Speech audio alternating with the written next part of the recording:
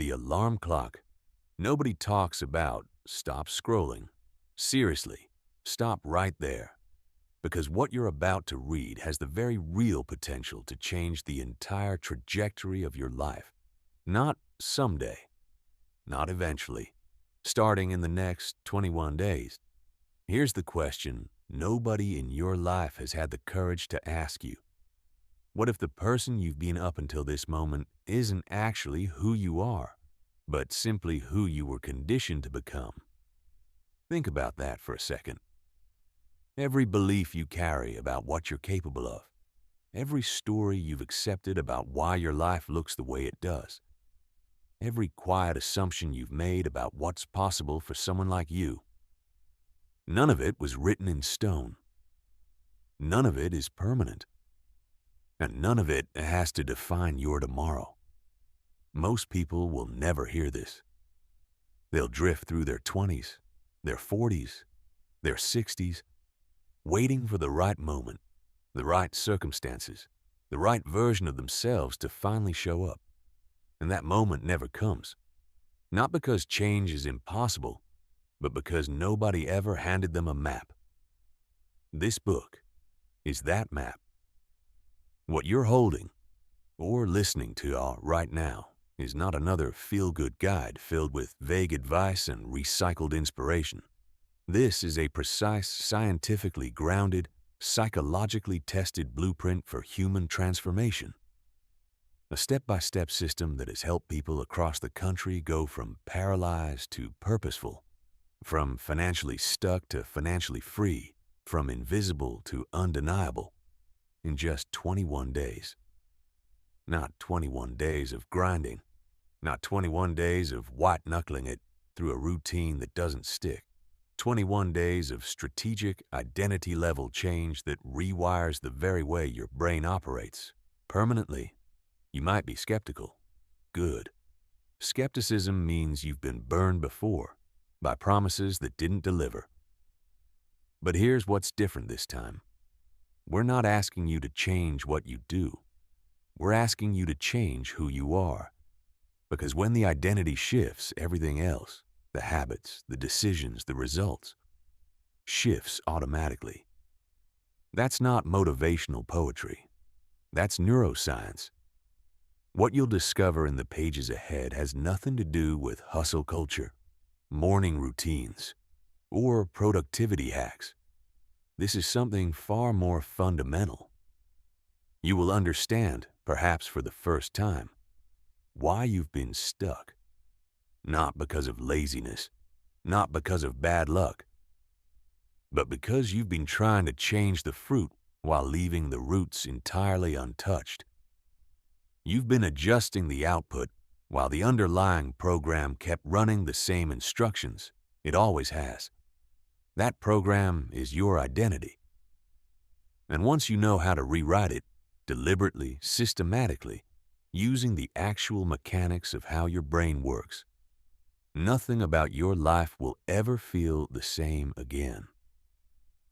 By the final page of this journey, you won't just feel different.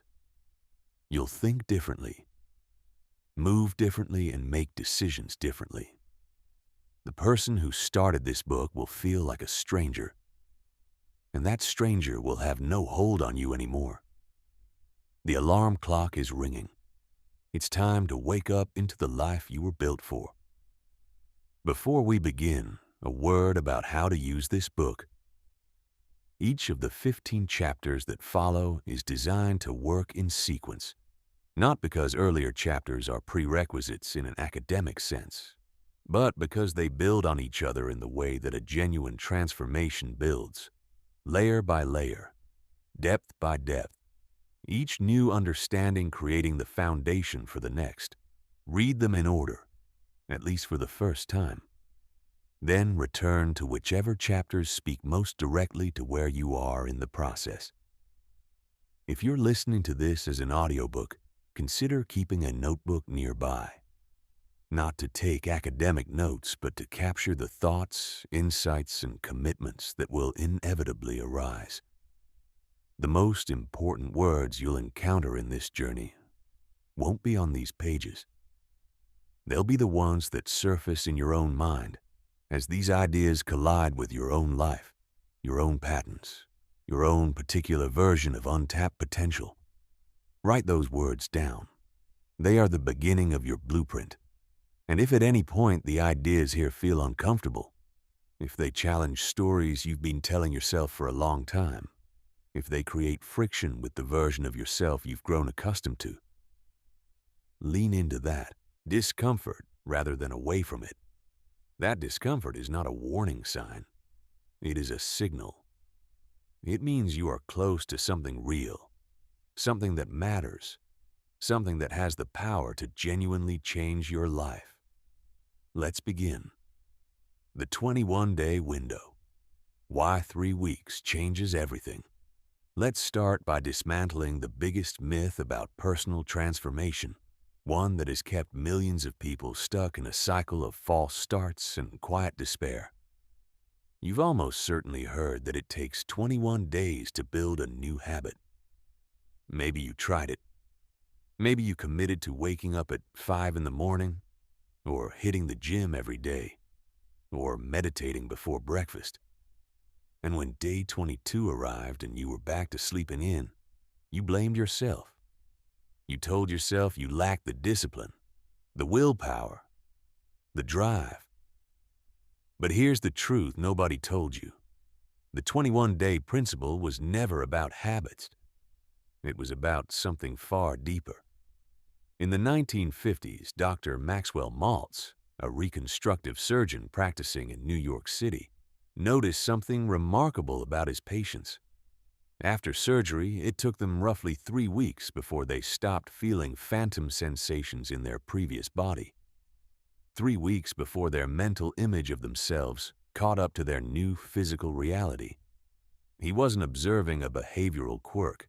He was witnessing an identity recalibration, the time it takes for the brain to stop treating a new reality as foreign and begin accepting it as home. That distinction changes everything, because habits come and go. Routines can be disrupted by a single bad week, a stressful project, a cross-country move. But identity is the operating system your habits run on. Change the operating system, and every program running on it changes automatically. This is the core insight at the heart of everything you're about to experience. You are not trying to change what you do for 21 days. You are changing who you are for 21 days. And when a new identity takes root, when your brain begins to accept a different self-image as truth, the behaviors, the choices, the lifestyle all follow naturally, effortlessly. Without the constant, exhausting battle of willpower. Consider someone who has always struggled with confidence. Every morning they tell themselves today is the day they'll speak up in meetings, take up more space, stop apologizing for existing. And every evening they collapse into the same patterns, the same silence, the same shrinking. Why? Not because they lack desire, but because deep beneath the surface, they still fundamentally see themselves as someone who doesn't belong in the front of the room. The behavior can't outrun the belief. But watch what happens when that belief changes. When someone begins, systematically, deliberately, to rehearse a different identity. When they start inhabiting the mental and emotional space of a confident person, before they have any external proof that they are one. Slowly, almost imperceptibly at first, then undeniably, the behavior follows. Not because they forced it, because it became consistent with who they now believe themselves to be. This is the secret the self-improvement industry rarely tells you, because it's less commercially appealing than selling you another planner or productivity course. Behavior is downstream from identity.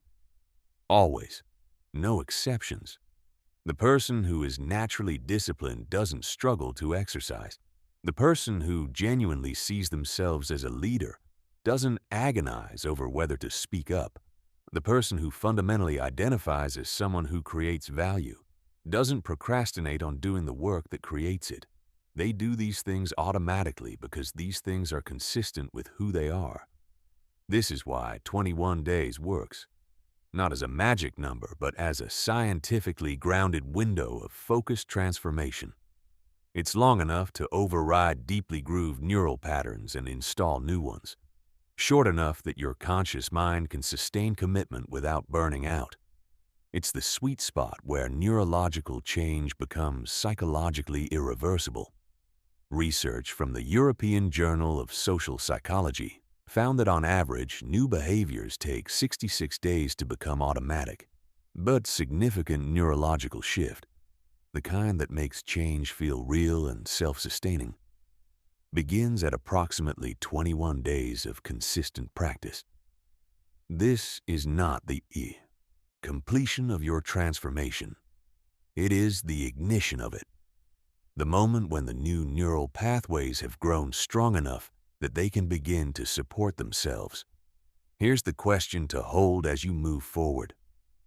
If you spent the next 21 days not trying to act differently, but actually practicing being different, who could you become? The answer to that question is what this entire journey is designed to reveal. But before we go further, let's be precise about what we mean by identity, because this word gets used casually in ways that obscure its real power. Your identity is not your personality type or your Myers-Briggs result. It is not the roles you hold: parent, employee, entrepreneur, partner. It is not even the values you consciously espouse. Your identity, in the deepest and most operationally meaningful sense, is the set of beliefs you hold about who you are and what you are capable of. It is the answer your subconscious gives, instantly and automatically, to the question, what kind of person am I? That answer determines everything downstream. It determines which opportunities you notice and which you unconsciously filter out. It determines how you interpret setbacks, as evidence of your limitations or as data for improvement. It determines the social environments you seek and the ones you avoid. It determines the ceiling you bump against repeatedly in your relationships, your finances, your health, and your professional life. Identity is not one factor among many in determining the quality of your life. It is the factor. Everything else is downstream from it. This is why the traditional self-help approach, focus on the behavior, develop the habit, build the routine, so consistently fails to produce lasting results. You can white-knuckle your way through a 100-day challenge. But if the underlying identity hasn't shifted, the behavior will snap back to its source the moment your discipline wavers.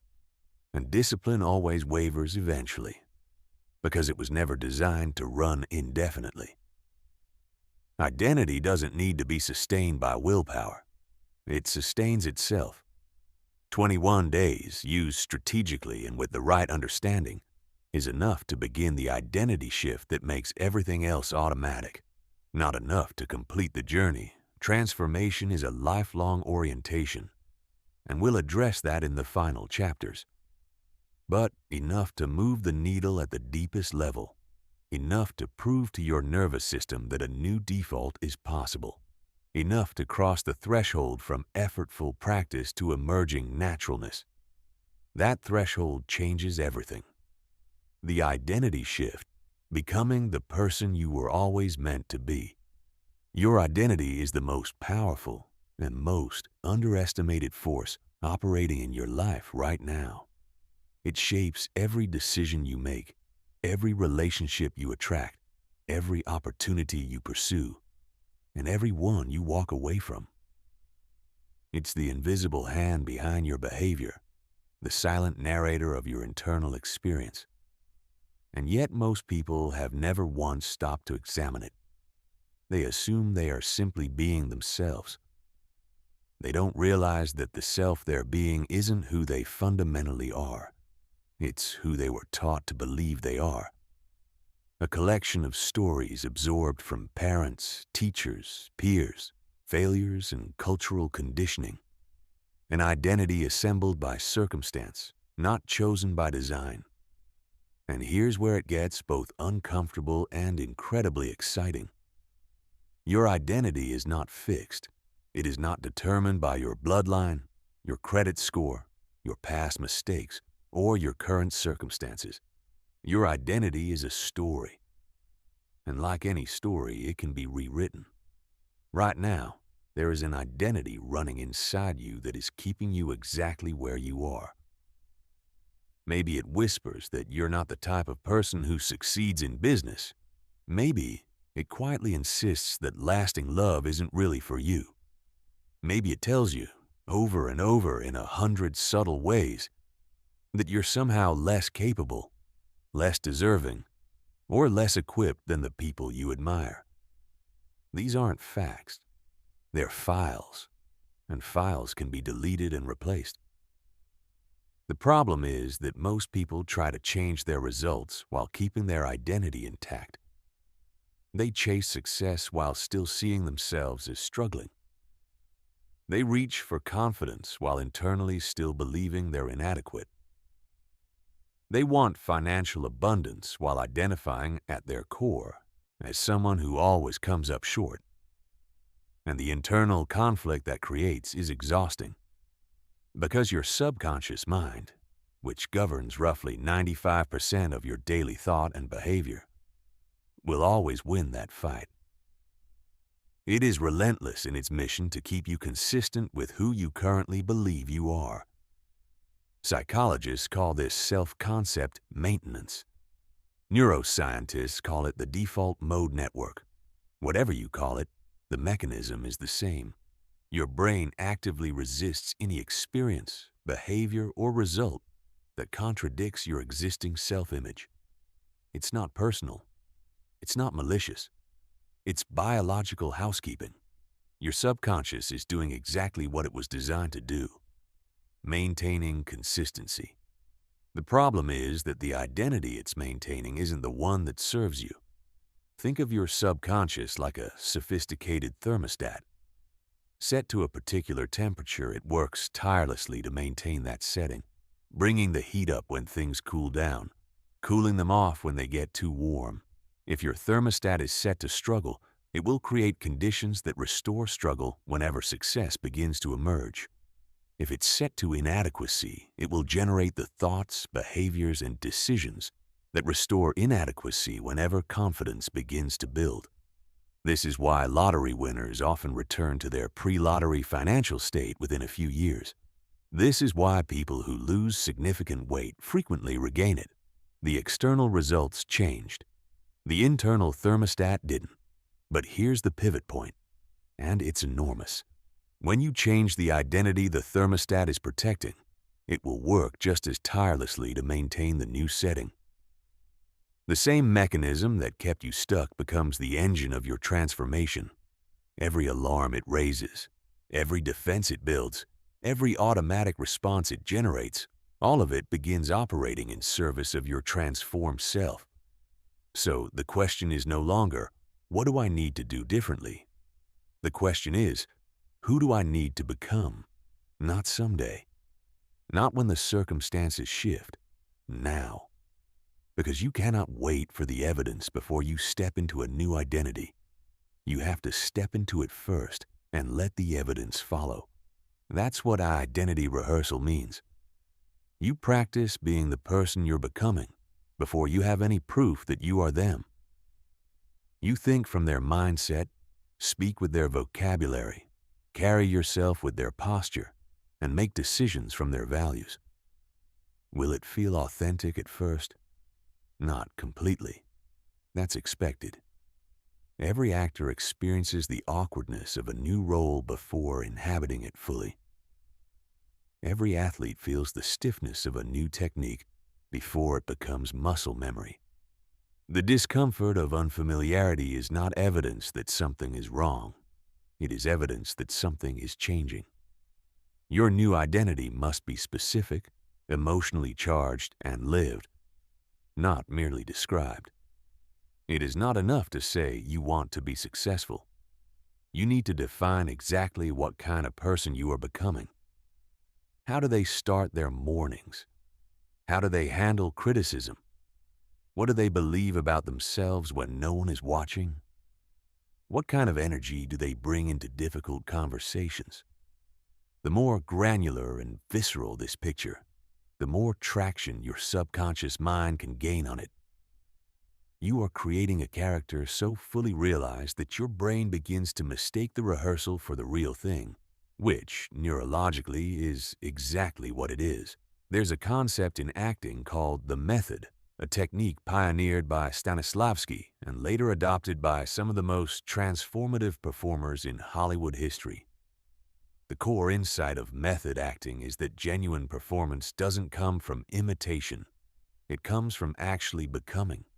The actor doesn't ask, "How do I look like this person?" They ask, "How do I think, feel, and experience the world as this person?" The result is performance so authentic it stops looking like performance entirely. This is precisely the approach you're taking to your own transformation.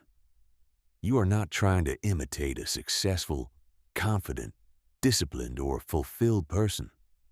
You are learning how to think like them, feel like them, and experience the world as them, until the distinction between the performance and the reality dissolves entirely. Until being this person is no longer something you're doing. It's simply who you are. For the next 21 days, you are not improving yourself. You are becoming someone else. And when that becoming is complete, when the new identity has fully integrated, going back to the old one will not just be difficult. It will feel impossible. Breaking free from your former self. Before you can step into who you're becoming, you have to understand and gently but firmly release who you've been. This isn't about self-criticism. It isn't about blame. It's about seeing clearly the invisible architecture that has shaped your choices, your reactions, and your results without your conscious permission.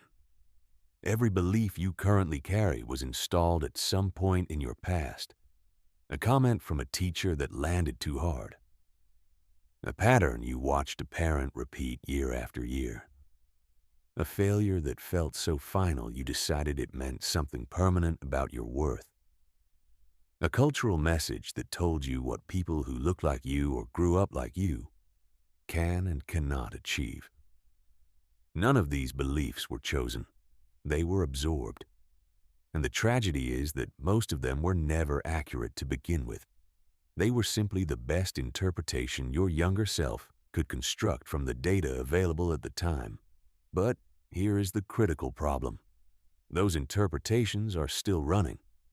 Right now, in this moment, you are living through the lens of decisions made by a version of you that no longer exists. You are operating cutting-edge software on hardware that was configured decades ago. And like an outdated operating system, the glitches are everywhere. In the relationships you keep choosing, the opportunities you keep deflecting, the ceilings you keep bumping your head against.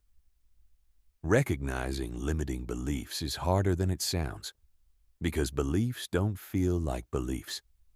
They feel like reality. When you believe you're not naturally disciplined, it doesn't feel like a subjective interpretation. It feels like an objective fact about who you are. When you believe that meaningful success is for other kinds of people, it doesn't feel like a story you absorbed. It feels like the truth of things.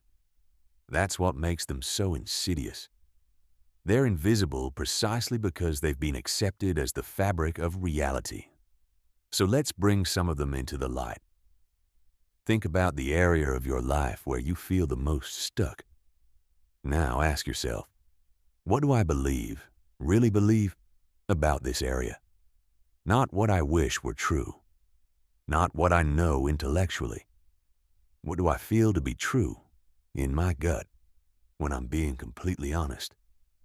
Whatever surfaces, whether it's I've never been lucky with money or I always attract the wrong people, or success like that isn't really for someone like me.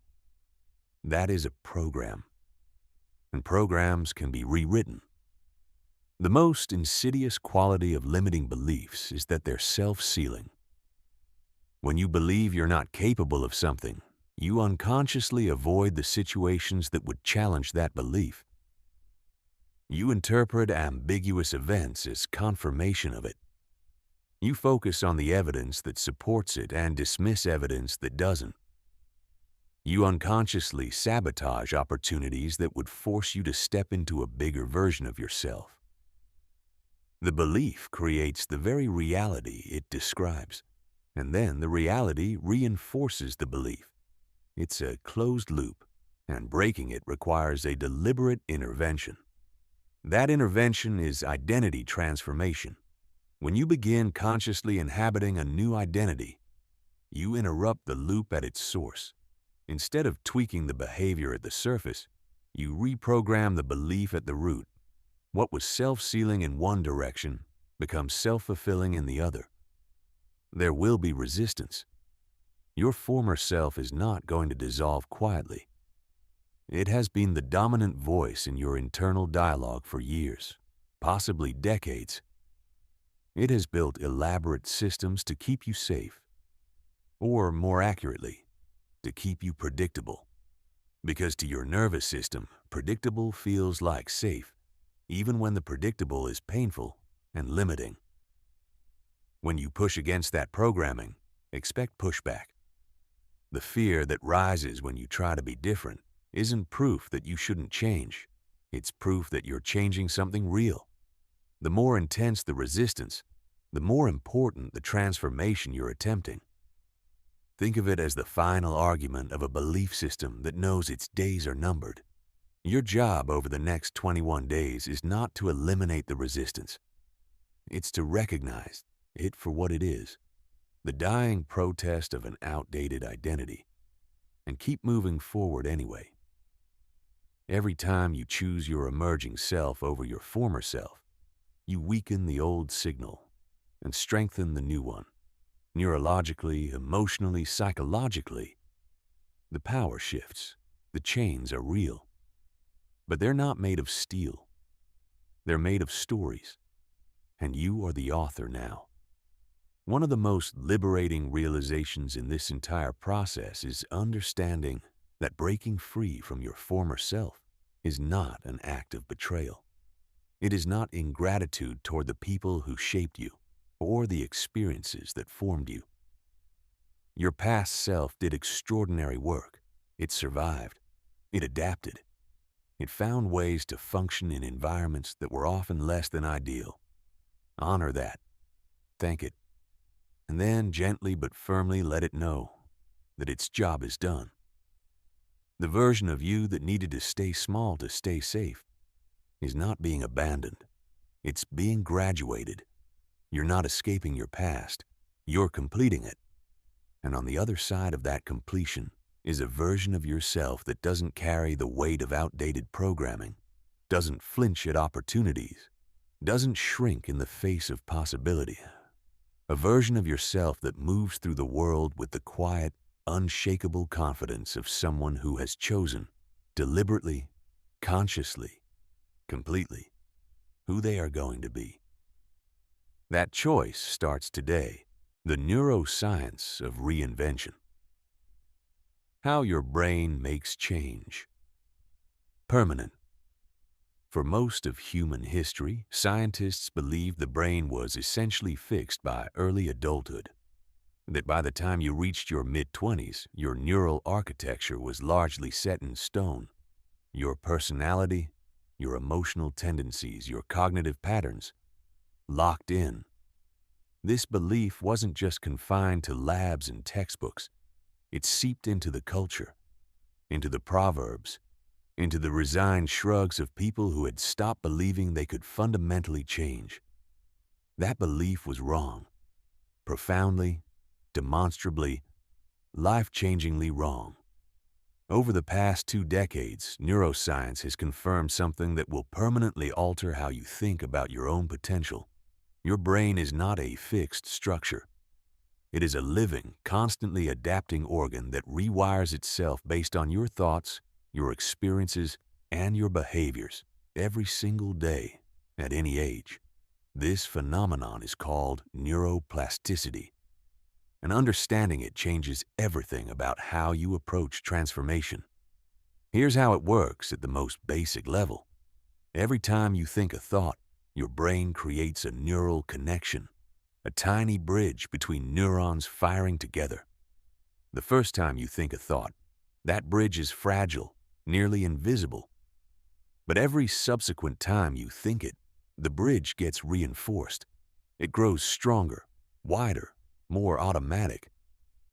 Over time, if you think the same thoughts consistently, those bridges become what neuroscientists call superhighways, deeply grooved, automatic pathways that fire without any conscious effort. This is why your current patterns feel so natural. They're not natural. They're practiced. If you've spent years rehearsing self-doubt, your brain has built an expressway for self-doubt. If you've operated from scarcity for decades, your neural architecture reflects a world of scarcity. The limitations you experience aren't the truth about what's possible. They're the residue of what's been most consistently practiced. But here's the revolutionary part. The same mechanism works in reverse. Every time you consciously choose a new thought, every time you act from a new identity, respond from a new set of values, or interpret an event through a new lens, you begin building new neural pathways. At first, they're weak, barely noticeable. But with consistent practice and emotional intensity, they become stronger than the old ones. When they do, the old patterns don't disappear entirely. They simply become less activated, less automatic, less dominant. Like a trail through the forest that stops being walked, nature gradually reclaims it. Your brain changes fastest through three converging forces: repetition, emotion, and novelty. Repetition is the foundation. Every time you consciously practice a new way of thinking or being, you deepen the new pathways. But it cannot be passive repetition.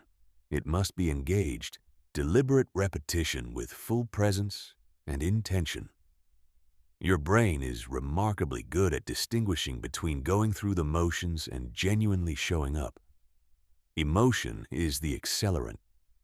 When a thought or experience is charged with strong feeling, whether that's excitement, determination, awe, or love, your brain releases neurochemicals that make the associated neural pathways dramatically stronger and more durable.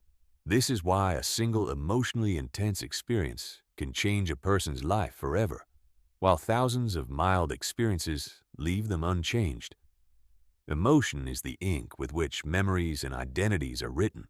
When you practice your new identity with genuine feeling, when the visualization isn't just imagery, but actual inner experience, you are giving your brain a neurochemical boost that makes transformation happen faster and stick harder. Novelty keeps your brain in a state of plasticity. When you do the same things in the same ways in the same environments, your brain goes into autopilot. The default mode network takes over and processes your day on cruise control, reinforcing existing pathways. But when you step into unfamiliar territory, new challenges, new environments, new ways of responding, your brain snaps to attention. It becomes alert, engaged, and genuinely plastic. This is the state where real change becomes possible. Stepping outside your comfort zone isn't just psychologically beneficial, it is neurologically necessary. Perhaps the most astonishing discovery in modern neuroscience, and the most practically powerful, is this. Your brain does not distinguish between a vividly imagined experience and a real one. When you mentally rehearse a new identity with full sensory detail and genuine emotion, your brain fires the same neural circuits as if you had actually lived that experience. Neuroscientists have confirmed this through brain imaging studies, showing that imagined motor movements activate the same motor cortex regions as physical movements. The same principle applies to identity rehearsal. You can literally practice being someone else in your mind, and your brain will wire itself accordingly. Every visualization session, every identity rehearsal, every moment of deliberately inhabiting your new self, even in imagination, is changing your brain in measurable, lasting ways. You're not just preparing for change, you are the change. Over the 21 days ahead, we're going to use all three of these mechanisms to engineer a transformation at the cellular level. We're not just going to think about change. We're going to rewire the organ that makes all change possible. There's an important practical implication that follows from everything neuroscience has shown us. The speed and depth of your transformation is not primarily determined by the magnitude of your efforts. It is determined by the consistency and emotional quality of them. An hour of distracted, going through the motions practice is neurologically inferior to 10 minutes of fully present, emotionally engaged practice. Your brain changes in response to meaning, not just repetition. It changes in response to experience, not just behavior. This means that every moment in this 21-day process is an opportunity, not to complete a checklist, but to genuinely inhabit a new way of being. Every morning visualization that you do with real feeling, every identity declaration that you speak with genuine conviction, every decision you make from your new identity, rather than your old one, these are not symbolic gestures. They are literal rewiring events. They are the moments when your brain reaches out and begins building the architecture of your new self. By day 21, the architecture will still be under construction, but it will be unmistakably, undeniably there. And that is the moment when transformation stops feeling like something you're doing and starts feeling like something you are. Building your transformation blueprint. Understanding why transformation works is powerful. Having a precise, personalized plan for how to execute it is everything.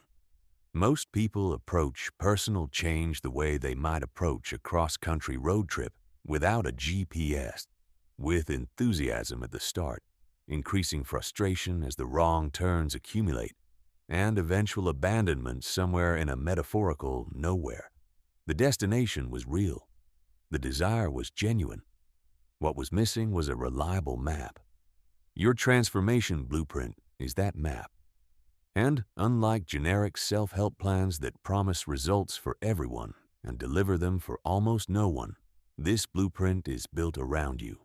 Your specific starting point, your precise destination, and the unique psychological and environmental factors that will shape your journey.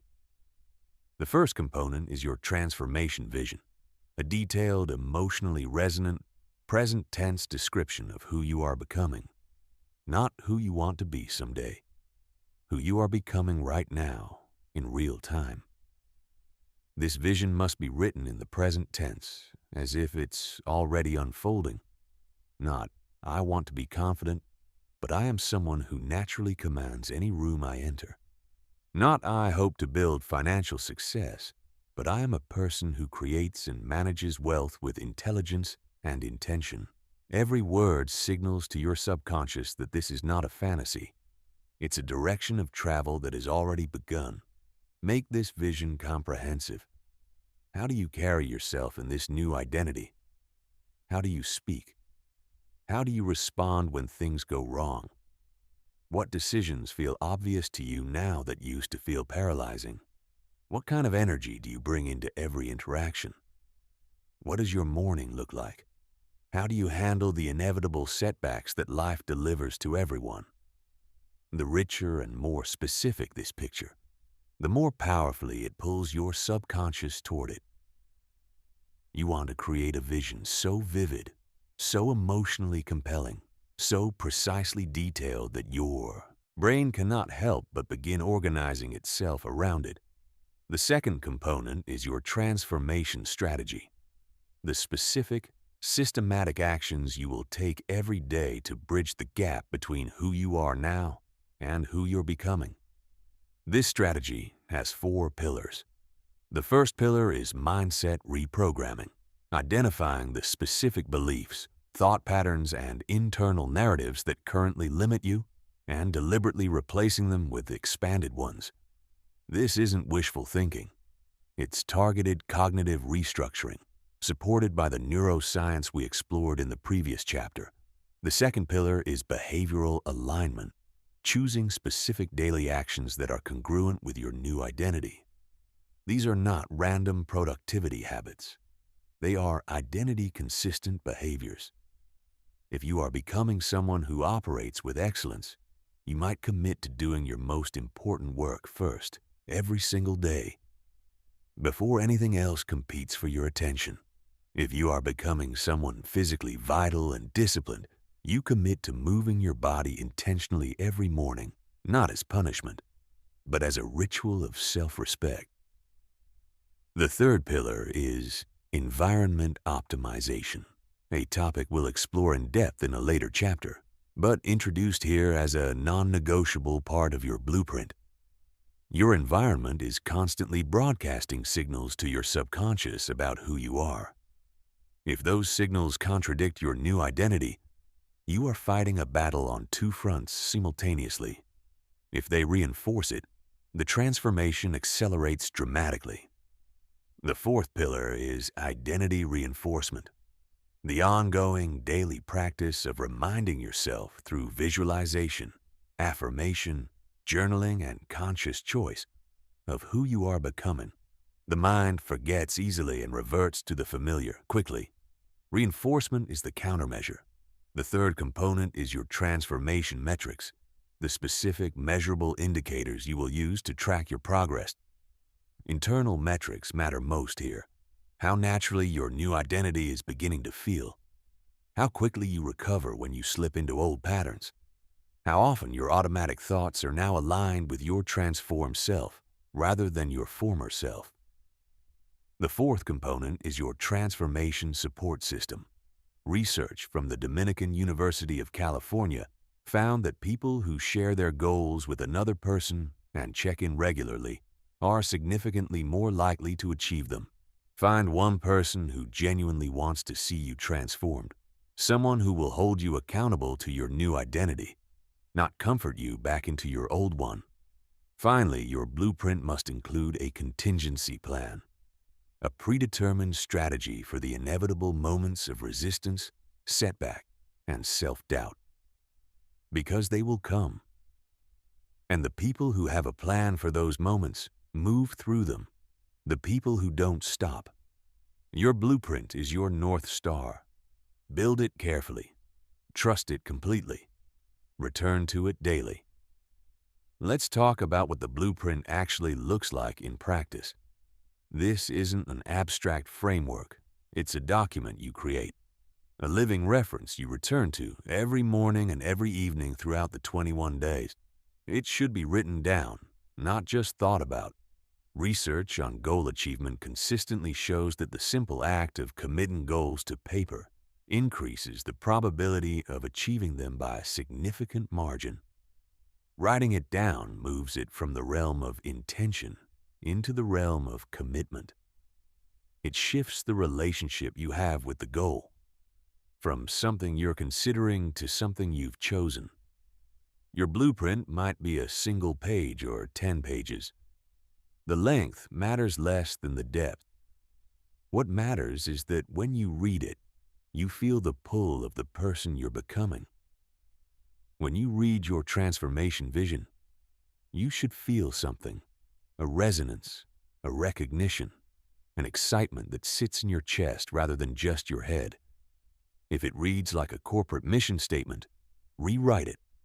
The language should be alive. It should sound like you at your most honest and most expansive. It should be the kind of thing you'd say to yourself at 3 in the morning when all the social performance falls away and you're just you, alone with the truth of what you want your life to be. Your blueprint is your most important tool.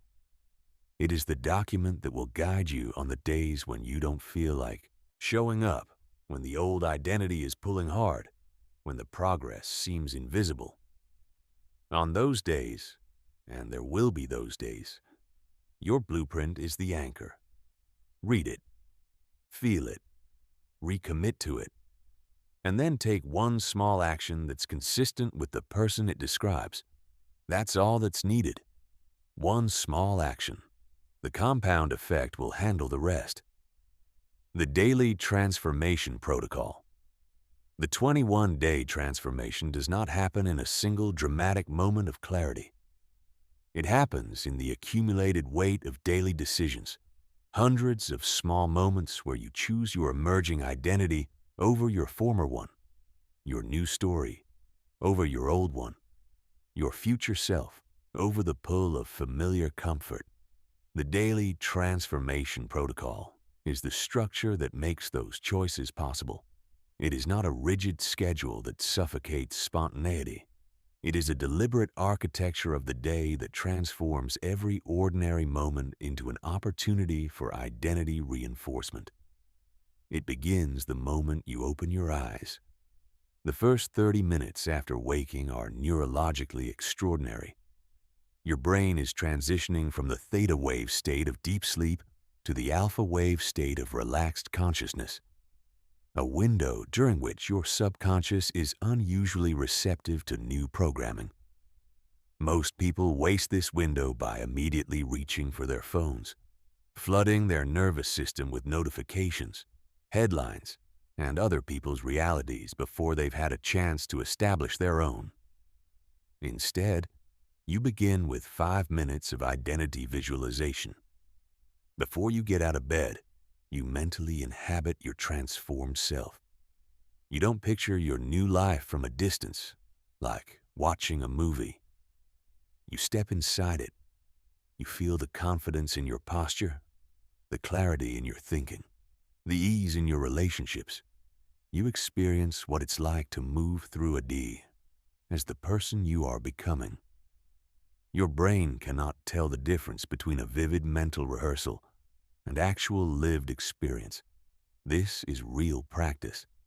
This matters as much as any physical action you'll take today. Next comes the identity declaration. You stand in front of your mirror, not to critique but to claim. You speak your new identity aloud, with conviction, with the steady certainty of someone who has already decided. I am someone who leads with clarity and courage. I am financially disciplined and wealth-oriented. I am the kind of person who shows up fully, regardless of how I feel. The sound of your own voice speaking these truths activates different neural circuitry than silent thought. It creates a sensory feedback loop that deepens the programming. Use it. Then comes embodied movement. Your body is not just a vehicle for your identity. It is a co-creator of it. Research confirms that how you hold your body sends constant feedback to your brain about who you are. Spend 10 minutes moving in a way that reflects your new identity. If you are becoming someone powerful and grounded, move with deliberate, unhurried intention. If you are becoming someone energetic and bold, move with that energy. If you're becoming someone peaceful and centered, breathe slowly and move with intentional grace. This is not exercise. This is identity embodiment. Throughout the day, you conduct brief identity check-ins. These are 10-second pauses before a meeting, before a difficult conversation, before a decision, where you ask a single question. Who am I being right now? Am I operating from my new identity, or am I defaulting to the old one? This question, asked consistently, creates a level of conscious awareness that gradually makes the new identity your automatic default. You also maintain identity anchors, specific physical cues that connect you to your transformed self throughout the day. Maybe it's the way you sit when you want to think clearly. Maybe it's a particular piece of clothing that signals, I am this person today. Maybe it's a breath pattern you use to reset before important interactions. These anchors aren't superstition. They're neurological shortcuts. Quick activation codes for your new identity that bypass the need for extended conscious effort. The day closes with the evening integration. Before sleep, during the consolidation window, when your brain processes the day's experiences, you review three things. Where did I successfully operate from my new identity today? What triggered my old patterns? And what can I learn from that? What is my identity intention for tomorrow? This isn't journaling for its own sake. It's deliberate self-programming during the most receptive moment of the day. What you focus on in the last minutes before sleep, your subconscious will process and integrate throughout the night. 21 days of this protocol doesn't just change your behavior. It changes your baseline. It changes what feels natural. It changes who you automatically are before you've even made a conscious choice. That shift, from effortful to effortless, is the signature of genuine transformation. A word about what to do when the protocol breaks down, because it will at some point in these 21 days. You'll miss a morning. You'll fall asleep before the evening integration. You'll have a day that goes completely sideways, and the daily transformation protocol feels laughably out of reach. This is not failure. This is human. The only failure is treating a single missed day as evidence that the entire process has collapsed. The rule is simple. Never miss twice. One missed day is a hiccup. 2 consecutive missed days is the beginning of a new pattern. A pattern that says this process isn't really for me. Don't let that pattern begin. If today went sideways, tomorrow is the most important day of your entire 21-day journey. Show up for it completely. Do the morning visualization with extra presence. Speak the identity declarations with extra conviction.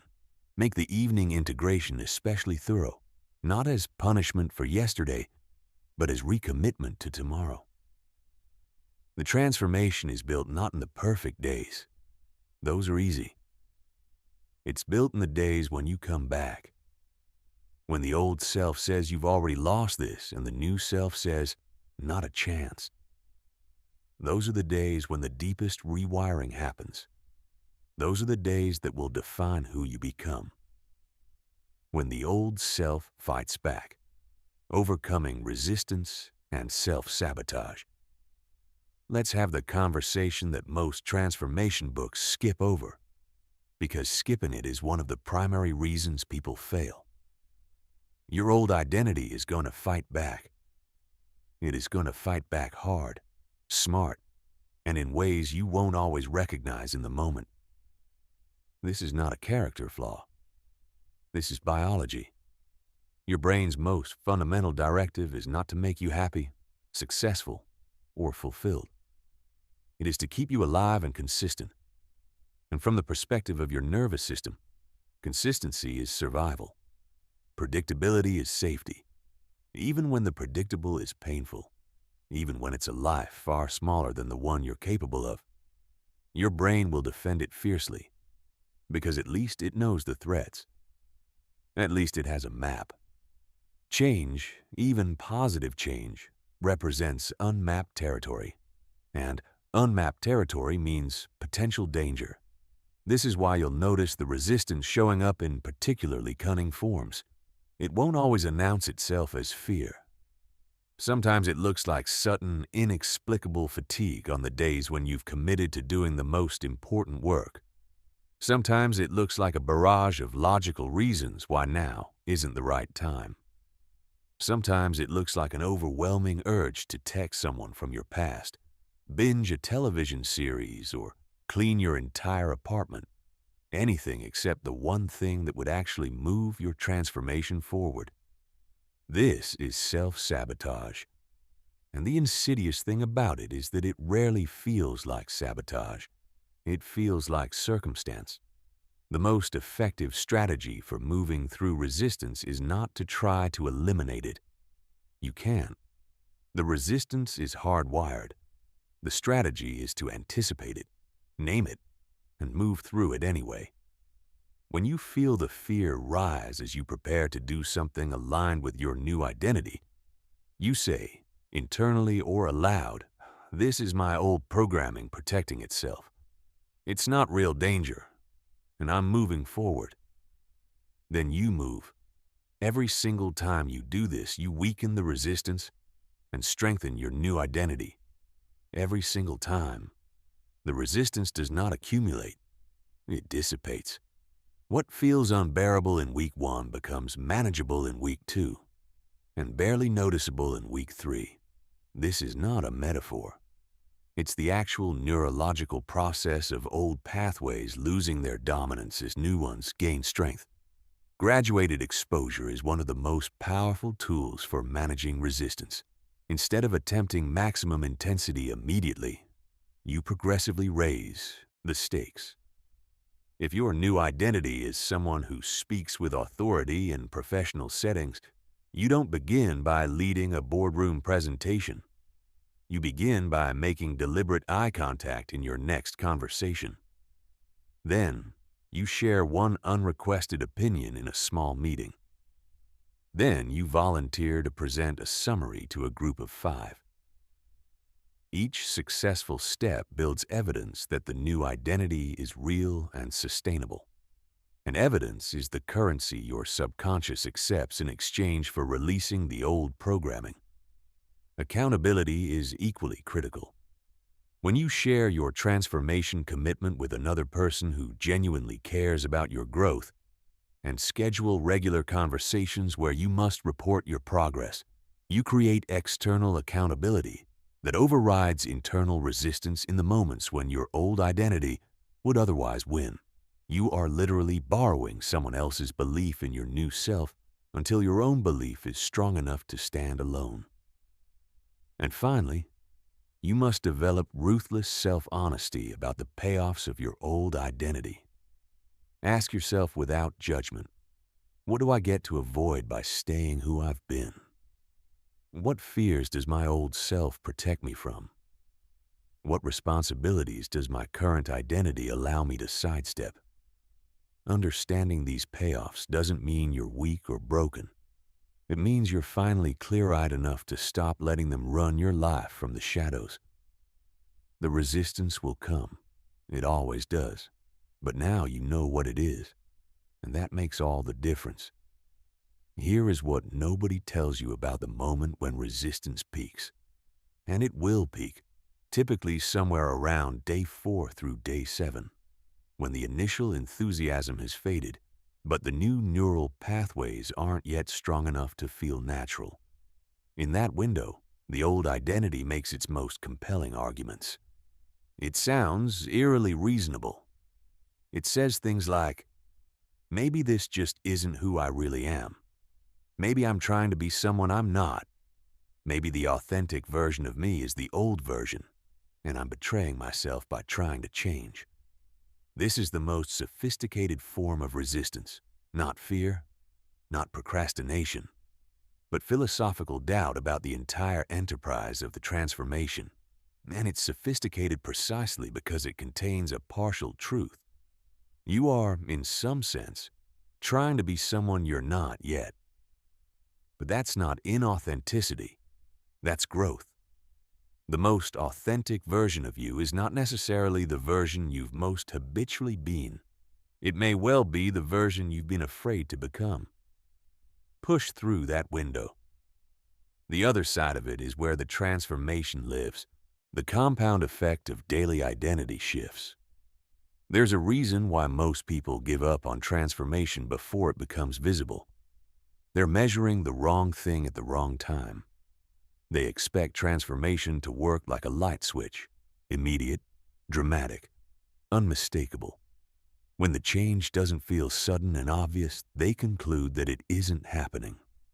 They abandon the process just before the compound effect would have become undeniable. Here's what's actually happening beneath the surface during those early days. Each small, consistent identity shift is being deposited into an account. On day 1, the deposit is invisible. On day 5, the balance is still modest. On day 10, you might catch a flicker of something different, a response that surprised you, a decision that felt unexpectedly easy, a moment where your new identity showed up without you having to force it. By day 15, the compound effect begins to reveal itself. The interest on earlier deposits is generating interest of its own. The neural pathways you've been reinforcing are beginning to fire more automatically. The new identity isn't something you have to consciously put on. It's beginning to be something you simply are. Compound interest, as the world's most successful investors know, is the most powerful force in finance. A modest return, applied consistently over time, produces exponential results that dwarf what any single dramatic investment could achieve. The same mathematics apply to personal transformation. A 1% improvement in how you think, respond, and carry yourself, sustained consistently over 21 days, doesn't produce a 21% improvement. It produces an exponential one, because each improvement creates the conditions for the next improvement. Each success builds evidence that the next success is possible. Each day of showing up as your new identity makes the next day easier, more natural, more self-reinforcing. This is also why early consistency matters more than early intensity. The person who makes a modest but unbroken commitment to their transformation every day for 21 days will outperform the person who has 3 spectacular days, followed by a week of nothing. Your subconscious doesn't respond to peak performance. It responds to patterns. Reliability is the language it understands. There's another dimension to the compound effect that most people don't anticipate: the social ripple. As you consistently show up as your transformed self, the people around you begin to update their model of you. They start treating you differently, with more respect, more curiosity, more engagement. That external feedback becomes its own source of reinforcement, creating a positive loop that accelerates your internal transformation. Opportunities compound as well. When you operate from a more confident, capable, expansive identity, you begin noticing possibilities that were invisible to your former self. Not because they weren't there, but because your old identity wasn't calibrated to see them. A casual conversation becomes a collaboration. A challenge that would have paralyzed you becomes a growth opportunity. The world around you hasn't changed. Your resolution has. And because you can now see opportunities you previously couldn't, you take actions that create new ones. The snowball builds. Skills compound. Relationships compound. Energy compounds. Every dimension of your life begins to reflect the identity you've been consistently practicing. The key mindset shift is this: measure daily identity alignment, not daily results. Instead of asking, did I achieve something significant today? Ask, did I consistently operate from my new identity today? The results will come. They always follow identity. But you have to be patient enough to let the compound effect build to the point where it becomes undeniable. That moment is coming, for everyone who doesn't stop the deposits too soon. There is a specific kind of courage required in the early stages of any compound process. The courage to keep going when the results are invisible. An investor who checks their portfolio every hour during the early years of compounding will see almost nothing and may conclude the strategy isn't working. The investor who checks annually will see the exponential curve beginning to emerge. The 21-day transformation process is no different. The first few days are almost entirely beneath the surface. The last few days produce results that seem to appear from nowhere, because they were building all along, just below the threshold of visibility. Trust the process. Keep making deposits. The breakthrough is always closer than it appears in those quiet middle days when nothing seems to be changing. In fact, those are the days when everything is changing, just in the places you can't yet see. Engineering your environment for inevitable transformation. Here is one of the most underrated truths in all of behavioral science. Your environment is more powerful than your willpower. Every time. Willpower is finite. It depletes throughout the day, eroded by decisions, distractions, and the relentless friction of modern life. Environment, by contrast, is constant. It operates automatically, below the threshold of conscious awareness, shaping your thoughts, moods, and behaviors without asking your permission. When you walk into a well-organized, intentionally designed workspace, your brain receives an immediate signal. This is a place where focused, purposeful work happens. Your posture adjusts. Your attention sharpens. You settle into a state of productive engagement almost automatically. Walk into a cluttered, chaotic space, and your brain registers disorder and overwhelm. Your focus scatters. Your motivation dips. Your sense of agency contracts. The environment doesn't argue with you. It doesn't negotiate. It simply programs your subconscious with relentless consistency, moment by moment, day after day. This is why engineering your environment is not a nice-to-have in your transformation process. It is a strategic imperative. Begin with your physical space. Look around your home and your workspace right now. What does it say about who lives there? Does it reflect the identity you're stepping into? Or the identity you're leaving behind? If you're becoming someone who operates with precision and intention, does your environment support that? If you're becoming someone who takes their health seriously, is your kitchen stocked in a way that makes healthy choices the easiest choices? The principle to apply is simple. Make the right behaviors effortless and the wrong behaviors inconvenient. If you want to read more, put the books on your nightstand and put your phone in another room to charge. If you want to exercise in the mornings, lay out your workout clothes before you go to sleep. If you want to eat with more intentionality, remove the food from your environment that pulls you away from your values and replace it with food that aligns with them. You're not relying on discipline. You're designing discipline into the architecture of your day. Your social environment deserves equal, arguably greater, attention. The people you spend the most time with have a profound influence on your identity in ways that are pervasive and largely unconscious. If the people you interact with most frequently have accepted limitation as a permanent condition, if they talk about their ceiling as if it's the sky, then your transformation is swimming upstream against a powerful current. This doesn't mean abandoning relationships. It means being strategic about who you spend your most important hours with during this critical 21-day window. Seek out people who embody the qualities you're developing. Join communities where your new identity is not the exception but the norm. Find mentors, coaches, or simply peers who are operating at the level you're reaching toward. When your new identity is reflected back at you by the people around you, it becomes immeasurably easier to sustain.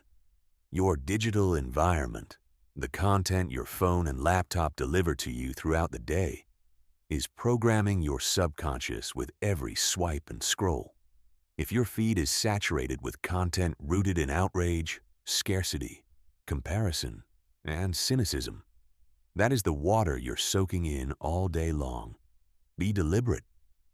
Curate your digital inputs as carefully as you would curate the food in your kitchen. Follow the accounts, subscribe to the podcasts, and read the books that consistently broadcast the mindset of your new identity.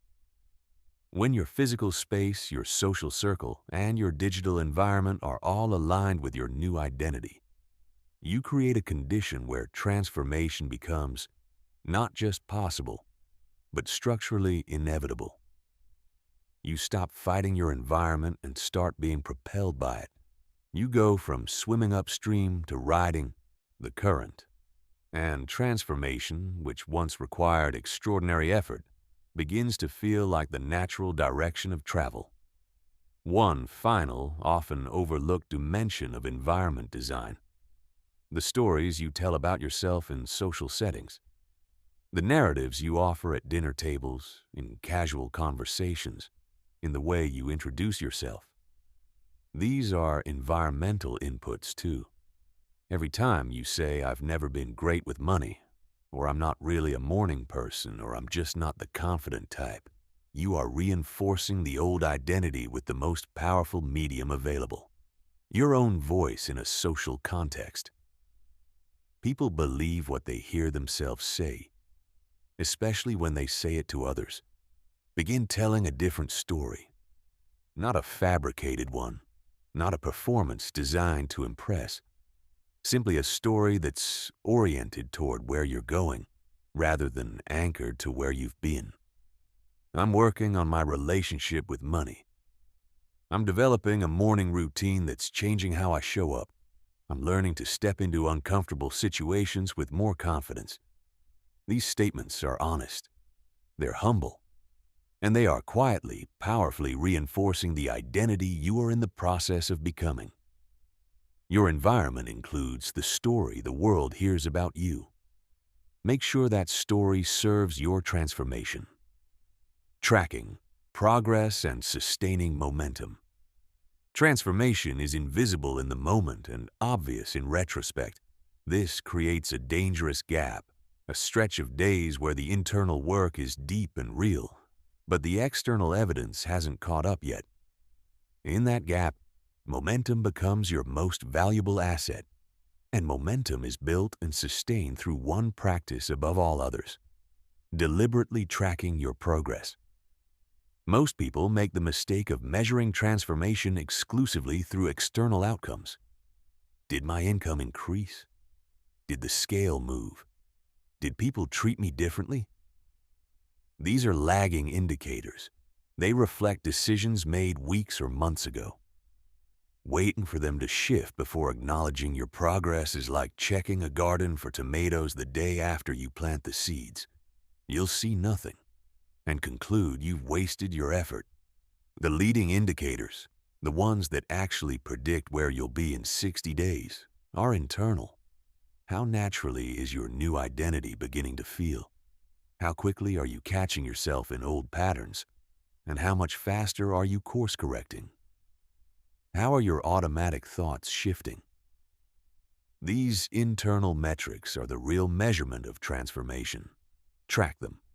Create a daily transformation scorecard. At the end of each day, rate yourself in 5 to 8 areas relevant to your transformation: identity alignment, decision quality, emotional regulation, energy and vitality, behavioral consistency, and whatever else is most central to the specific identity you're building. Use a simple scale of 1 to 10. Don't aim for perfection. Aim for honest awareness. The scorecard is not a report card.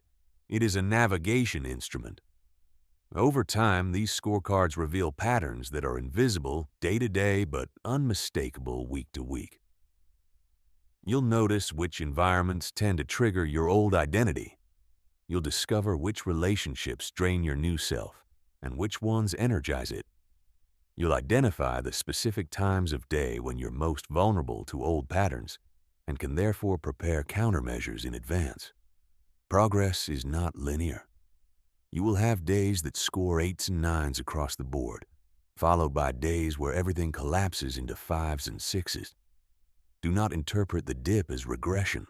Interpret it as integration. The brain doesn't grow in a straight line. It grows in waves, advancing, consolidating, advancing again.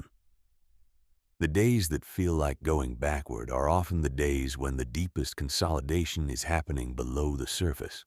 Momentum requires early wins. In the first week of your transformation, design your environment and commitments so that you experience success early and frequently.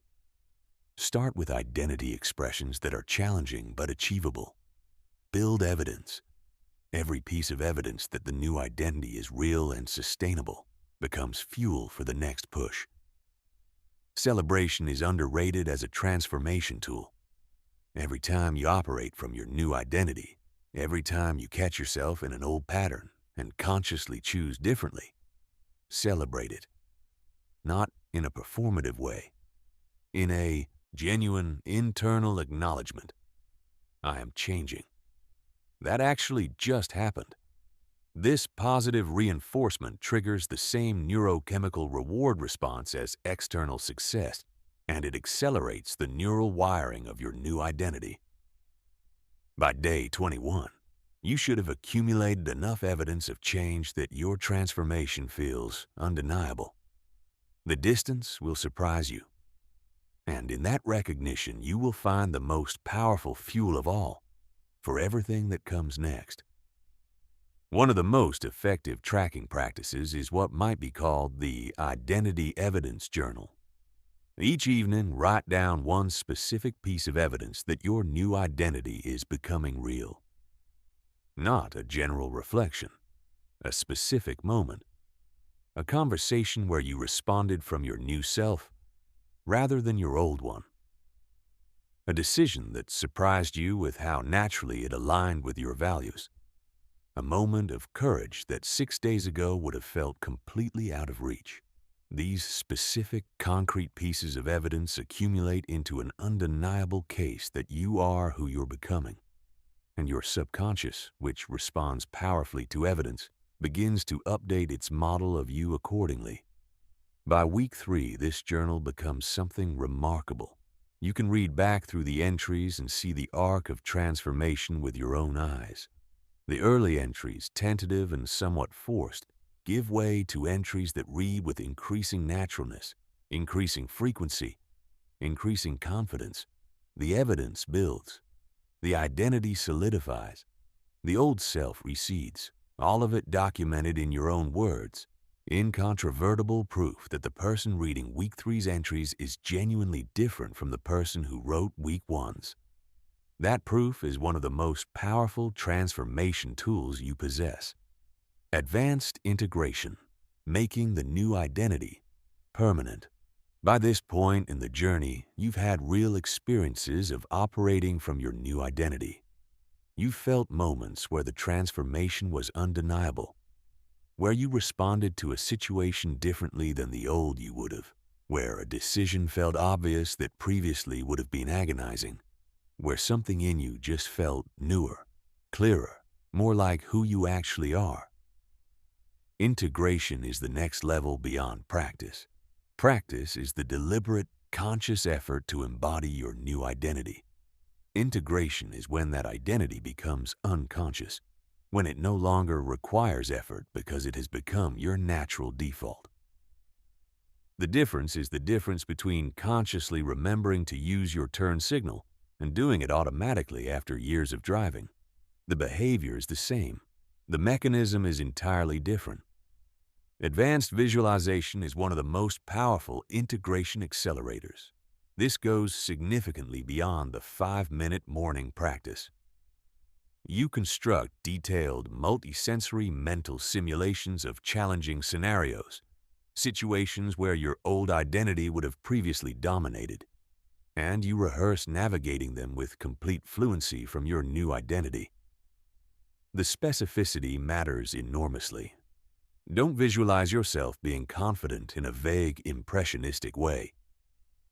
Visualize a specific upcoming conversation with a specific person in a specific setting. Feel the steadiness in your chest as you speak. See the expressions on other people's faces. The more neurologically real the simulation, the more powerfully it programs the new response. Physical embodiment practices deepen integration at the level of your nervous system and muscle memory. Your body carries its own version of your identity. In your posture, your breath, your gestures, your voice. These physical patterns are often the last to change, and changing them directly accelerates the integration of everything else. Spend time each day deliberately inhabiting your new identity in your body. If your transformation involves confidence, practice walking into rooms with unhurried, full-presence confidence. If it involves authority, practice speaking from your diaphragm. maintaining steady eye contact, pausing before answering. Your body teaches your mind just as much as your mind teaches your body. Identity stress testing is the practice of deliberately putting yourself in situations that challenge your new identity at progressively higher levels. Just as muscles develop under progressive resistance, identities solidify under tested conditions. Start with low-stakes situations and build. Each successful navigation of a genuine challenge deposits extraordinary amounts of evidence into your transformation account, evidence your subconscious cannot ignore. Identity archaeology is the deeper work of uncovering and transforming the most unconscious and deeply embedded patterns that maintain your old self. These are the automatic thoughts that arise in specific situations. The immediate flicker of, "I'm not sure I belong here," that surfaces before a big meeting. The reflexive self-minimization that happens when someone compliments you. When you notice these thoughts, don't fight them. Fighting amplifies them. Instead, acknowledge them with calm clarity. That's the old programming. And deliberately choose a thought that's consistent with your new identity. Over time, with consistent practice, these new thoughts become just as automatic as the old ones were. The final mark of advanced integration is identity flexibility, the ability to express your new identity across wildly different contexts without losing its core consistency. The confidence that serves you in a negotiation and the confidence that shows up in a vulnerable conversation are the same quality expressed differently. When your identity is fully integrated, it doesn't feel like a suit you wear. It feels like your skin. Integration has a timeline, and understanding it prevents unnecessary discouragement. In the first 7 days, you are primarily in the practice phase. Everything requires conscious effort, and the new identity feels like a role you're playing. In days 8 through 14, the practice begins to develop grooves. Certain aspects of the new identity start showing up automatically, especially in familiar situations. In days 15 through 21, genuine integration begins. The new identity starts becoming your first response rather than your corrected response. You'll notice that you need to course correct less frequently because the default is slowly but measurably shifting. None of this means the integration is complete at day 21.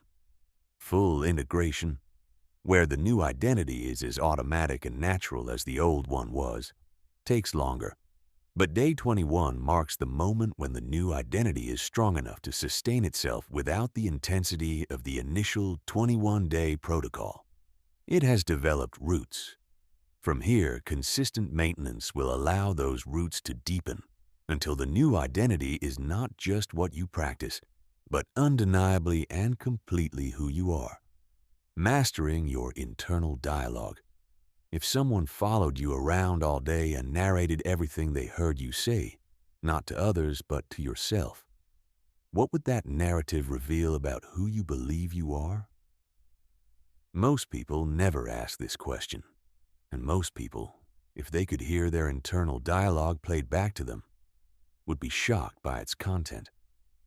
Not because it's dramatic, but because it's relentless, quietly, consistently, moment by moment.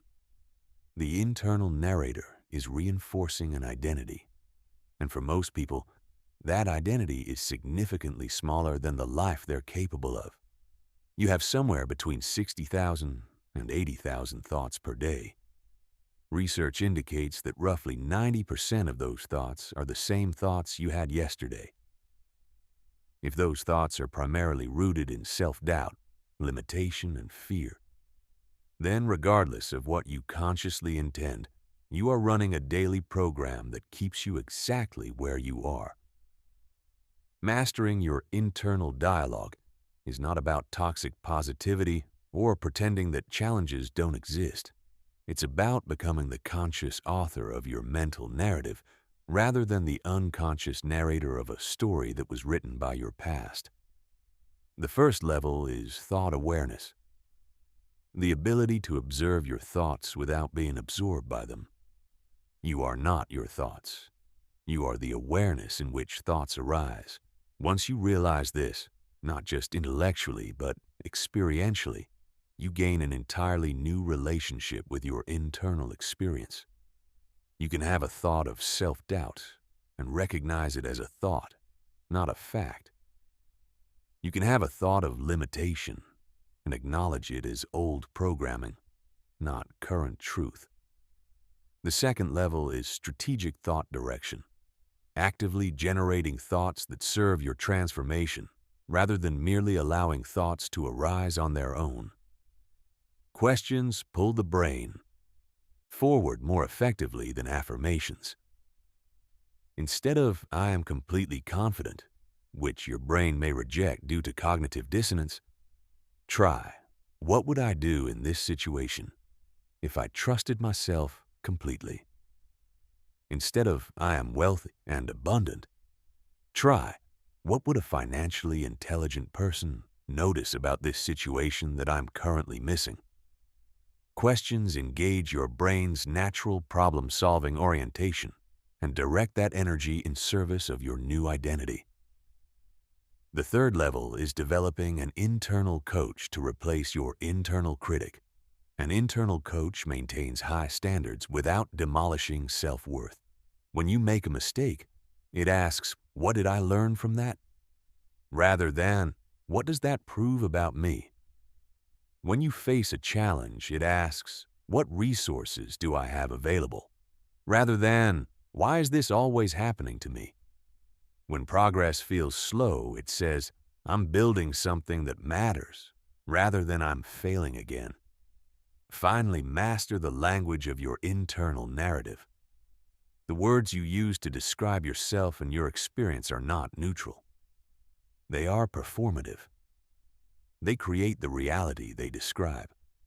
I'm trying to become more disciplined positions. Discipline is aspirational and distant. I am building my discipline every day. Positions it as an active, ongoing reality. Small words, enormous consequences. Choose them deliberately. When your internal dialogue consistently speaks from and toward your new identity, the transformation stops being something you're attempting and becomes something you are living. There is a discipline to internal dialogue mastery that most people underestimate. It is not the dramatic, once-a-day work of an affirmation practice. It is the constant, moment-to-moment work of noticing what you're saying to yourself and gently, consistently redirecting toward the language of your new identity. Like any skill, it becomes easier with practice. In the first few days, you'll catch yourself mid-negative narrative and have to consciously redirect. By week 2, you'll catch yourself at the beginning of the narrative before it picks up momentum. By week 3, in many situations, the new narrative will simply be the one that arises first. This progression, from catching yourself after to catching yourself during to the new pattern arising automatically, is the signature of neural rewiring in action. It is the most intimate, personal evidence of your transformation. And it will surprise you with how profoundly it changes not just what you think, but how you feel, how you relate to challenges, and ultimately what you're capable of. Navigating relationships. During transformation. Here is something nobody warns you about personal transformation, and it's one of the most important things in this entire book. When you change, you don't just change yourself. You change every relationship you're in. Relationships are systems, and systems resist change, even when the change is objectively positive, because every person in the system has organized their behavior around the current equilibrium. When one element shifts significantly, the entire system must recalibrate. And that recalibration is rarely comfortable for everyone involved. If you've been the accommodating one, the struggling one, the "at least I know what to expect from them" one, the people around you have built their interaction with you on that foundation. When you begin showing up differently, Some of them will be genuinely delighted and inspired. Others will feel unconscious threatened, not because they want you to suffer, but because your growth implicitly challenges them to examine their own choices. The first principle is to stop over-explaining your transformation. You don't owe anyone a dissertation on identity reprogramming. Simply show up differently and let the results speak. When you try to articulate your process before you fully integrated it, you often invite skepticism that undermines your still fragile new identity. Let the changed behavior be the argument. The second principle is to protect your transformation during its most vulnerable early stages. In the first week especially, your new identity is tender. Limit your exposure to people who are deeply invested in your old identity. This isn't permanent avoidance.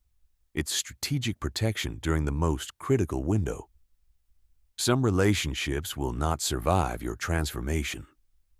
This is worth sitting with, honestly, rather than pretending it isn't real. Relationships that were built on shared limitation, shared complaint, or mutual reinforcement of smallness will often feel less fulfilling as you grow. Mourning these losses is appropriate. Staying in them out of guilt is not. But here's the beautiful inverse. Transformation attracts. As you consistently inhabit your new identity, you begin to draw people into your orbit who resonate with who you're becoming. New friendships, new professional relationships, new mentors, all aligned with your expanded sense of what's possible. Romantic relationships during transformation require particular care and courage. If your partner is a genuine ally of your growth, if they can celebrate who you're becoming, even when it disrupts familiar dynamics, this transformation can deepen your intimacy in ways that are genuinely remarkable. But if your partner feels threatened by your evolution, the relationship will require intentional, courageous conversations and potentially professional support. The meta principle through all of this is to maintain your integrity while remaining compassionate. You can be both rooted in your new identity and genuinely empathetic toward the people who are finding your transformation difficult. These are not opposing values. They are the marks of a truly integrated person, someone who has grown without becoming inaccessible. Your transformation gives other people permission to examine their own lives. Even those who resist most strongly now may, in time, find in your example exactly the evidence they needed that change is possible for them too. Something worth naming directly. Loneliness is a real and under-acknowledged feature of the transformation process. When you are genuinely changing, when the old version of you is receding and the new version hasn't yet found its full social footing, there can be a period of genuine isolation. The old connections feel misaligned. The new ones haven't fully formed. This is uncomfortable. It can feel like evidence that something has gone wrong. It hasn't. This is the gap, the space between the old life and the new one.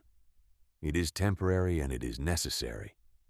It is where you discover who you actually are, when you're not being defined by your relationships and your social roles. It is where the new identity has room to breathe and solidify without being continuously shaped by external expectations. Many people who have gone through profound personal transformation describe this period as one of the most challenging and ultimately one of the most clarifying of their lives. Move through it. The new connections are forming, even if they're not yet visible. The people who are meant to be part of your next chapter are out there. And as you continue to show up more fully as your transformed self, the conditions for those connections become more and more aligned. The loneliness of the gap is temporary. The richness of the relationships on the other side is lasting. Long-term sustainability, living as the transformed. U-Day 22 is not the finish line, it's the launch pad. The 21-day transformation period creates something extraordinary. Proof. It proves to your brain, your nervous system, and your conscious mind that intentional change is possible, that you are not at the mercy of your past programming, that the limitations you once accepted are not permanent features of your reality. That proof is foundational. It changes everything about how you relate to your own potential going forward. But the neural pathways you've built over 21 days, while real and significant, are still relatively new compared to the pathways that were built over years or decades. Without continued reinforcement, without the ongoing practice of living from your new identity, those pathways will gradually lose their dominance. Not disappear, but fade. The old ones, always lurking, will begin reasserting themselves. This is the mechanism behind the experience so many people have of gaining significant ground in a transformation effort, then slowly drifting back to where they started. They change their behavior without anchoring the new identity deeply enough. The antidote is not returning to intensive 21-day mode permanently. It is developing a sustainable maintenance practice that continues to reinforce and deepen your new identity without requiring the same level of concentrated effort. The daily practices you've built, the morning visualization, the identity declarations, the evening integration, should remain in place, but they can be shorter. 5 minutes of morning visualization is sufficient. A 60-second identity check-in before important situations. A brief end-of-day reflection. The key word is consistent, not intense. Your brain responds to patterns. A modest but unbroken pattern of reinforcement is vastly more effective than periodic bursts of intense effort followed by neglect. The most important mindset shift for long-term sustainability is moving from transformation as a 21-day project to transformation as a permanent orientation toward life. This is the transformation lifestyle. It means holding your current identity with appreciation for how far it's brought you, while without rigid attachment to it as your final destination. Because you're not done. There are dimensions of capability, of character, of contribution, and of wisdom that you haven't even touched yet. The question is not, have I transformed? But what do I want to transform into next? This progressive approach to identity evolution is what separates the people who have a single great transformation from the people who become, over the course of their lives, genuinely extraordinary. Each transformation becomes the foundation for the next. Each level of identity that you successfully inhabit reveals the next level, previously invisible, now within reach. Your environment must continue to grow with you. The social circle that supported your initial transformation may begin to feel limiting as you continue to expand. Regularly audit and intentionally upgrade your physical environment, your social environment, and your digital environment to match your expanding identity. If your environment stops pulling you forward, it will begin to hold you where you are. And where you are is no longer where you belong.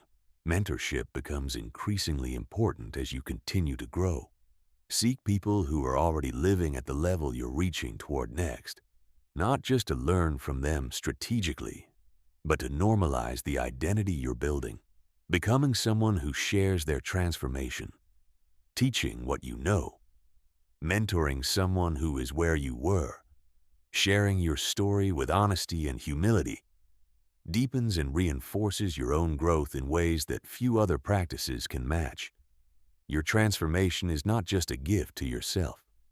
It's a gift to everyone whose life you touch. Keep going. There is a particular quality that the most sustainably transformed people develop over time. It is difficult to name precisely but unmistakable when you encounter it. A kind of settled confidence, not the loud, performative kind that announces itself in every room, but the quiet, unhurried kind that needs nothing from the room. The confidence of someone who has done real internal work, who has looked honestly at who they've been and consciously chosen something different. Who knows, not from external validation but from lived experience, that they are capable of growth, adaptation, and continued becoming. This quality cannot be faked or borrowed. It can only be built through exactly the kind of deliberate, consistent, identity-level work you have been doing. And once built, it becomes your most durable asset, a foundation from which you can launch any new transformation, navigate any new challenge, and build any new version of yourself that your expanding vision of what's possible requires. The transformation lifestyle doesn't promise a perfect life. It promises something better, a life of continuous intentional growth, a life in which you are always becoming, always expanding, always one deliberate choice closer to the fullest version of yourself. And that, in the end, is the only kind of life worth building. The transformed you and what comes next. You made it to day 21. Take a moment with that. Not a performance of gratitude, a genuine pause, because the person sitting with this final chapter is not the same person who encountered the first sentence of this book. Something real has shifted. Something measurable has changed. In your neural architecture, in your automatic thoughts, in the way you carry yourself through the world. 3 weeks of deliberate, identity-focused practice creates lasting structural changes in the brain. The scientific literature is unambiguous about this. You are not the same at the most fundamental biological level. The transformation you feel right now may be quieter than you expected. It may feel less like a dramatic Hollywood reveal and more like a subtle, steady settling into a deeper version of yourself. That's not a disappointment. That's what genuine transformation actually feels like. Not a costume change, but a cell-level renovation. Not excitement in the performance sense, but confidence in the bedrock sense. Look honestly at the distance you've covered, not compared to some ideal version of transformation, but compared to the specific person who opened this book. How do you handle difficulty differently now? What thoughts arise automatically that weren't available to you 3 weeks ago? What decisions have you made? What actions have you taken? What moments of genuine courage have you managed that your former self would have avoided? These are not trivial changes. They are the leading edge of a completely different life trajectory. Here's what the research on long-term behavioral change consistently confirms. The people who sustain transformation are not the people who had the most dramatic initial breakthroughs. They are the people who develop the clearest and most honest understanding of how transformation works, and then continued applying that understanding day after day, long after the initial inspiration faded. You now have that understanding. That is the most valuable thing this book could have given you. Not a temporary motivational boost that fades within weeks, but a deep, practical, neuroscience-backed framework for creating intentional change in any area of your life, at any time, for the rest of your life. You know how identity operates and how to deliberately reshape it. You know how your brain creates and reinforces patterns, and how to use that mechanism in your favor. You know how to design your environment, manage resistance, sustain momentum, and accelerate integration. You know how to track the right indicators, navigate the relational terrain of transformation, and build the habits of mind that make continued growth not just possible, but structurally inevitable. These are skills now. They belong to you. They cannot be taken away. As you move forward, I want to leave you with the single most important insight from everything we've explored together. You are not a finished thing. Not at 21, not at 45, not at 70. You are a continuously evolving being with a capacity for growth that does not diminish with age or experience or setback. The only thing that can limit your continued transformation is the belief that transformation has an endpoint. It doesn't. The identity you've built over these 21 days is not your final identity. It is your most recent identity, more aligned with your potential than the one before it, and the launching pad for the next evolution. The world needs the fully expressed version of you, not the version that stayed small to make others comfortable, not the version that played it safe because the alternative felt uncertain. The version that decided, on a specific day, in a specific moment, to stop being managed by their past and start being authored by their future. That decision was made.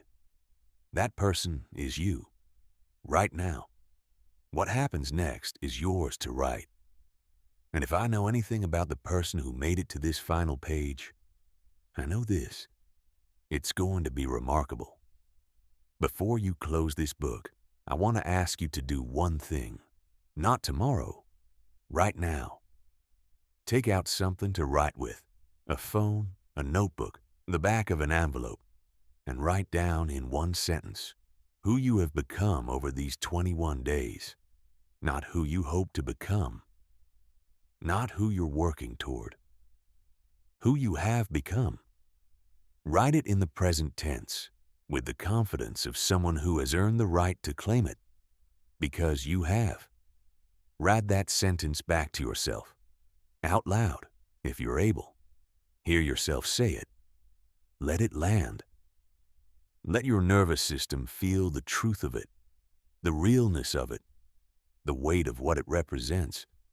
21 days of showing up, of choosing differently, of refusing to be held hostage by a story that was never actually true. That sentence is your new foundation. Everything you build from here will be built on top of it. And with every day you continue to practice, continue to grow, continue to choose your expanded self over your former one, that foundation will deepen and strengthen until it is as solid and natural as the ground beneath your feet. The journey continues. The best of it is still ahead. Go build the life that was always waiting for you on the other side of who you were afraid to become. And one last thing, the most important thing of all, the thing that distinguishes the people who sustain their transformation from the people who let it fade. Remember why you started. Not the surface reason, the polished version you'd tell someone at a dinner party. The real reason. The one that lives in the quiet part of you that has always known you were capable of more. The one that made you pick up this book in the first place. That reason hasn't changed. If anything, after 21 days of moving toward it, it's sharper and more urgent than it was when you started. Let it stay sharp. Let it stay urgent. Let it be the thing that gets you out of bed on the days when everything else says stay. Let it be the voice that speaks louder than the resistance when the resistance comes back. And it will come back in subtler forms than before, testing whether the transformation is real or just temporary. It's real. You've made it real. And now the only question that matters is, what's the next version of yourself that this transformed you is ready to become? That answer is waiting. Go find it. A note before you close. This book. Transformation is not a destination you arrive at. It is a direction you commit to. The 21 days you've just completed are not the end of something. They are the beginning of everything. The neural pathways are laid. The identity is established. The proof is in your hands, in the decisions you made, the patterns you interrupted, the moments of genuine courage you chose over comfortable retreat. What you've built over these 3 weeks is a foundation, solid, real, and yours. What you build on top of it is entirely up to you. The tools you've gained here don't expire. The understanding of how identity works, how your brain changes, how environments shape behavior, how resistance operates, how the compound effect unfolds. This understanding is permanent. It belongs to you. And it means that any time you are ready to evolve further, in any direction, in any dimension of your life, you know exactly how to begin. The people who change the world, who build remarkable businesses, who sustain deep and fulfilling relationships, who show up with generosity and strength and clarity, they are not different from you in kind. They are different from who you used to be. And you have already crossed the threshold that separates the two. You have proven to yourself that change is possible, that you are not at the mercy of your programming, that who you are tomorrow is a choice you make today. Make that choice again tomorrow and the day after. Not because transformation requires perpetual effort, but because it deserves perpetual honor. You work too hard, and you've come too far to let the old self quietly reclaim what you've built. Protect the transformation. Feed it. Let it grow. The world is waiting for the version of you that this book helped call forward. That version shows up differently, leads differently, loves differently, builds differently, contributes differently, and in doing so gives everyone who encounters them quiet, undeniable permission to consider what might be possible for them too. That is how transformation ripples outward. That is how one person's 21 days can quietly change the world around them. Go be that person. You already are.